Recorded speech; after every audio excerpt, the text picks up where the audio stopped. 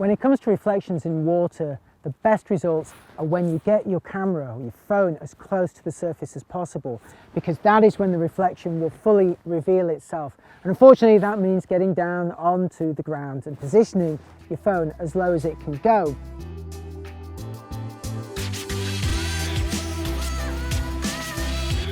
Whenever I see a body of water, be it a pond, a lake, or even just a puddle, the first thing I think about photographically is a reflection, particularly when you've got something as attractive as this gnarly tree in the background here.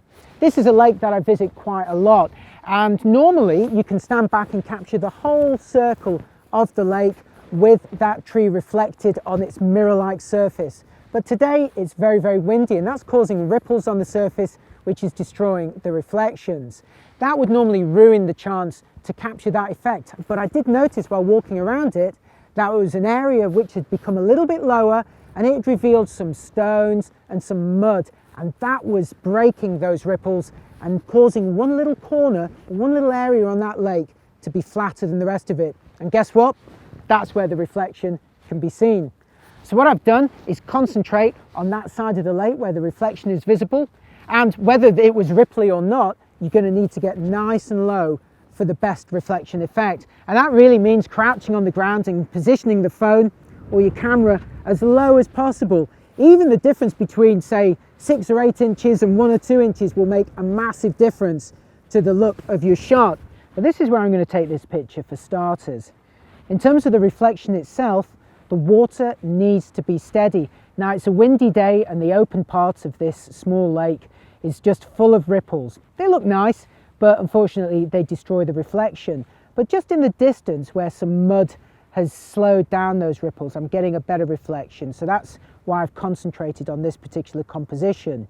Once you get nice and low, it's a case of positioning your hero subject, in this case, that gnarly tree in the background, on different areas of the frame. Then in terms of the actual horizon, I've put it straight across the middle of the frame. The idea is that the reflection below the horizon will match the real life tree above it. I'm going to try 3 different versions. One where it's on the right hand side, one where it's in the middle, and one where it's on the left. And that gives us some flexibility to see later on which one looks best. Okay, so let's review those 3 shots that I took earlier with the 3 positions of the tree.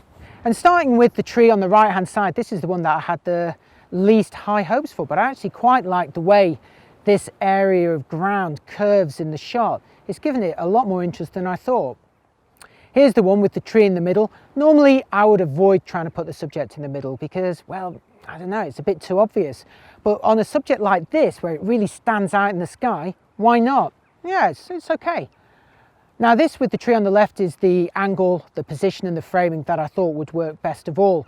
I actually think the tree looks better on the other shots, but here I prefer that more of the sky's been reflected in the lake. Even with the ripples, we're getting a nice reflection above and below the horizon line. So this would be my first choice. Although the nice thing about the other 2 pictures is that they're alternatives that you could either post at the same time as a group, or maybe a few days or weeks apart.